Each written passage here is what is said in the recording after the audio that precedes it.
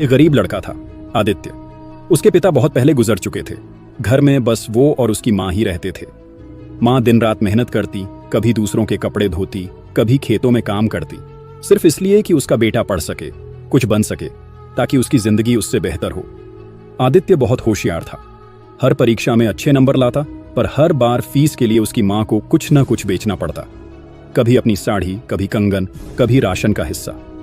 माँ कहती, बेटा तुझे कुछ बनते देख लूं, बस फिर चैन से मर जाऊंगी। वक्त बीतता गया और एक दिन आदित्य को बड़ी नौकरी के लिए शहर जाना पड़ा। माँ बहुत खुश थी, पर भीतर से डर भी था। उसने बेटे के बैग में खाना रखा। बेटा ये रोटियां रास्ते में खा लेना, मुझे पता है तू बाहर का खाना नहीं खा पाता।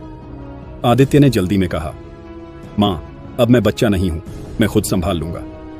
और बिना पलटे चला गया। शहर जाकर उसने खूब मेहनत की, नौकरी मिली, नाम हुआ, पैसा भी।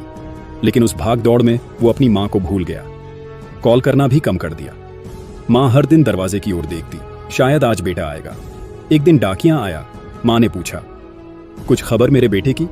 वो बोला, हाँ बहुत अच्छा कर रहा है। माँ मुस्कुरा दी, पर दिल के अंदर एक चुप सिसकी उठी। अच्छा तो है, पर मुझसे दूर क्यों है? कुछ महीनों बाद आदित्य को गांव से एक खत मिला। लिखा था, बेटा तू अब बड़ा आदमी बन गया है, तुझे परेशान नहीं करना चाहती, बस इतना कहना है कि अगर कभी मेरे हाथों की रोटी याद आए तो समझ लेना, माँ अब नहीं रही। वो लाइन पढ़कर आदित्य के हाथ कांप गए। फौरन गांव पहुंचा, लेकिन दरवाजे पर सिर्फ माँ की चप्पलें और एक पुरानी थाली पड़ी थी। माँ अब सच में नहीं थी, उसकी रोटियों की खुशबू अब सिर्फ यादों में थी। आदित्य जमीन पर बैठ गया। वो पहली बार टूटा था, सचमुच टूटा था।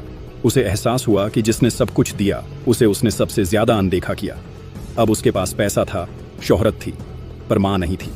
वो गोद नहीं थी जिसमें सुकून मिलता था। उसने माँ की फोटो के सामने झुककर कहा, माँ मैंने सब पा लिया, बस वो खो दिया जो सबसे कीमती थी, तू। मोरल ऑफ द स्टोरी, कभी अपनों को समय देना मत भूलो। सफलता की दौड़ में जो लोग पीछे रह जाते हैं वही एक दिन तुम्हारे पास नहीं रहेंगे।